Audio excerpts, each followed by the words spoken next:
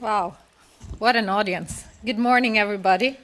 I'm very happy to be here as the main funder of the GLOBAC program, and it's been very interesting following it over these last years and see the massive impact the work a lot of you in this audience have provided. And it's providing new sort of public global goods, namely knowledge. So thank you.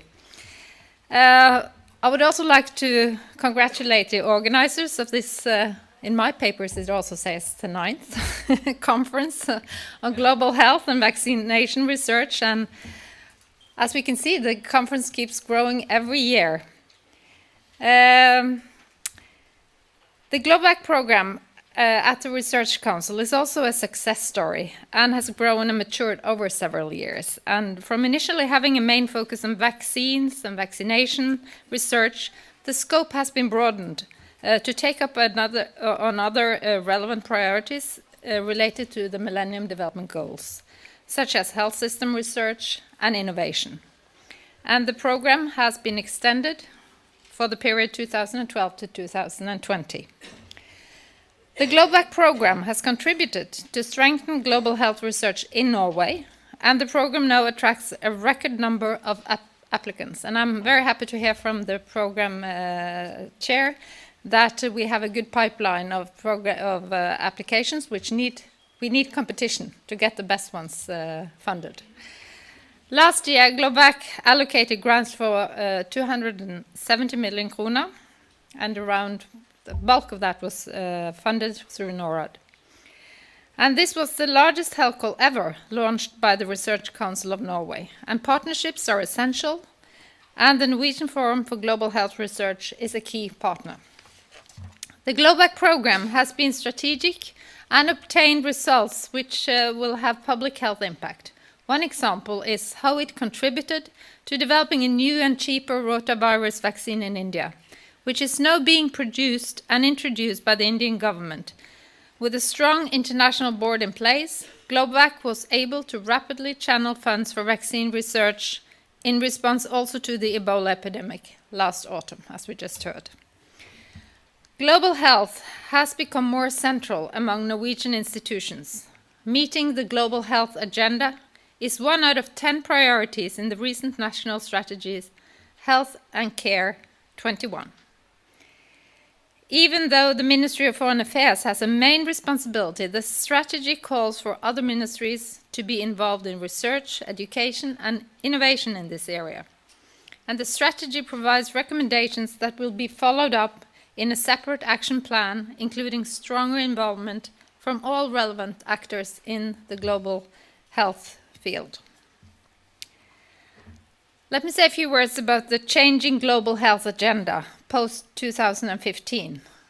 When I started in 2010, I thought 2015 is so way down the road, but here we are, September, the next General Assembly, and then by the end of 2050 we will make the numbers right, hopefully. But since the year 2000, the International Development Agenda has been defined by the MDGs. As we assess the status of achievements against those goals, the new Sustainable Development Goals are being negotiated, and they will form the development agenda towards 2030. So what is the difference between the MDGs and the SDGs? Are they totally different animals? The MDGs were negotiated by a relatively small number of technical agencies to define the International Development Assistance Agenda. It was sometimes called a coup in the UN. But as such, the MDGs focus on the priority needs of the poorest countries and serve to focus and thereby coordinate aid flows. They serve to allow development of a coherent set of indicators and accountability framework. In contrast, the Sustainable Development Goals have been developed and are now being negotiated through massive public consultations such as The World We Want. Probably many of you have been involved in this consultation process because it has been really open. The SDGs represent a development agenda and compact for the world. This is an enormous achievement, but these new goals will be normative as opposed to the more operational MDGs. They focus on the majority needs, and most of them live in the middle-income countries. They represent a broad range of global public goods and development priorities. They are inherently interlinked and hence make accountability very difficult. They are broad and much more expansive, making financing and accountability more difficult. They expand the concern of the MDGs focused on fighting poverty to include sustainability, essentially environmental protection, and climate change. Whereas health made out of 3 of a total of 8 goals under the Millennium Development Goals, health is now one of 17 goals, suggested goals, under the SDGs. And that single health goal is much more expansive than the 3 previous goals combined. We now see an expanding health agenda. Never in human history have so many people exited out of poverty, and never have we seen faster declines in maternal and child mortality.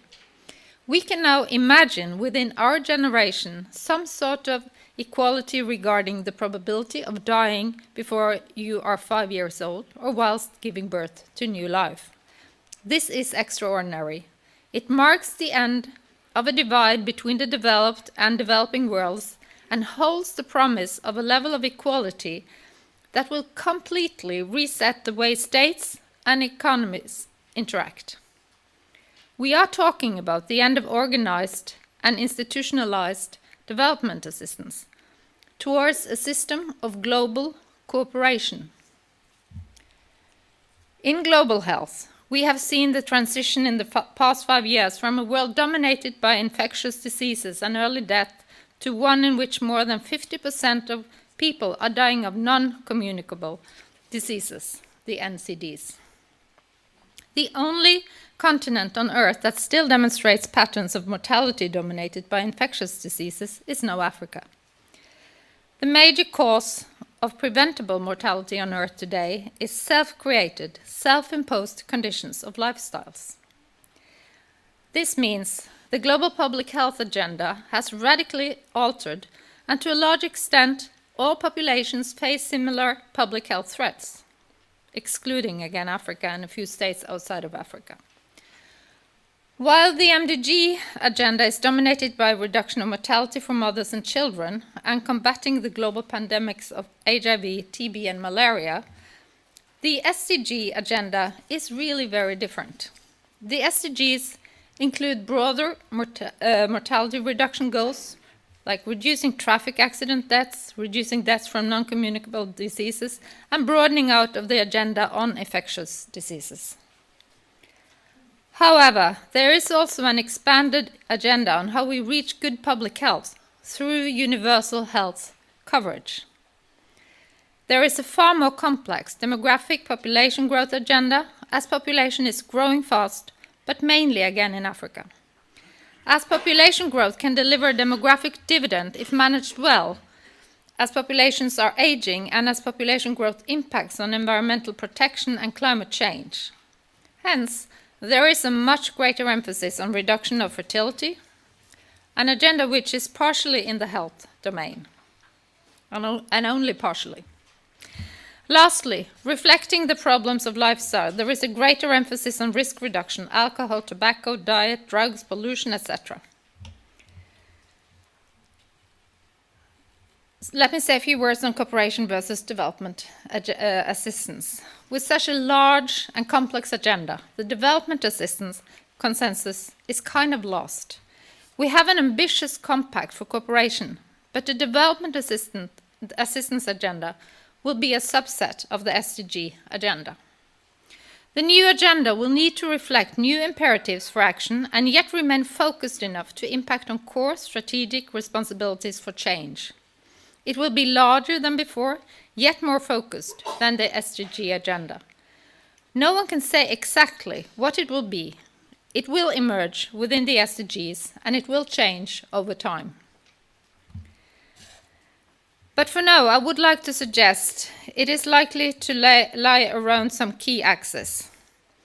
And let me first elaborate on education. This government has clearly stated that they would double the funding of education in their development assistance. And the numbers we see in the positive health effects coming from education, and in particular from educating girls, is well known to all of you. Also, given that aid should be focused on the poorest, a disproportionate amount of assistance will flow to finishing the unfinished business of the MDGs, namely a continuation of the operational response for child and maternal mortality reduction and infectious disease control. A cross-sectoral approach to lifetime fertility reduction is on the global agenda, and we need to keep that in focus. Increased emphasis on research and development for the provision of global public goods, innovation and knowledge. Evidence to inform operational agendas around major topics like NCDs, clean air, tobacco use reduction. And finance will focus on the creation of a pipeline of affordable, appropriate technology to enhance the capacity of health systems to serve, such as our recent Innovation 2030 conference, which we held in Trondheim at NTNU last week, I believe it was. The Ebola shock will reinforce the collective will for the creation of systems to enhance global health security, detection and response. We need to know how to finance health services and better health, and how to transition countries toward a sovereign control and financing. And finally, the need for prioritization and emphasis will drive extended cost-benefit analysis of other sectors as they contribute to health and the co-benefits to health and environment climate of significant actions regarding agriculture and diet, clean air, clean energy, transport and physical activity, water and sanitation. And these agendas must prioritize health and climate co-benefits of their programs. So, in conclusion, GloVac is an excellent tool to face these new challenges, especially given the heightened emphasis on research and development.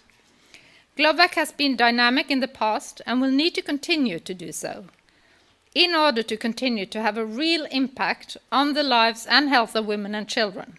GloVac will have to focus on major game-changing themes to deliver new knowledge and technologies within a larger and more complex agenda. If GloVac can remain focused, responsive, and attuned to issues of major significance, GloVac will, I believe, continue to contribute to the global public health agenda and Norway's Programme of Development Assistance. Thank you very much for your attention, and I wish you all the best for the rest of this conference. Thank you. Thank you.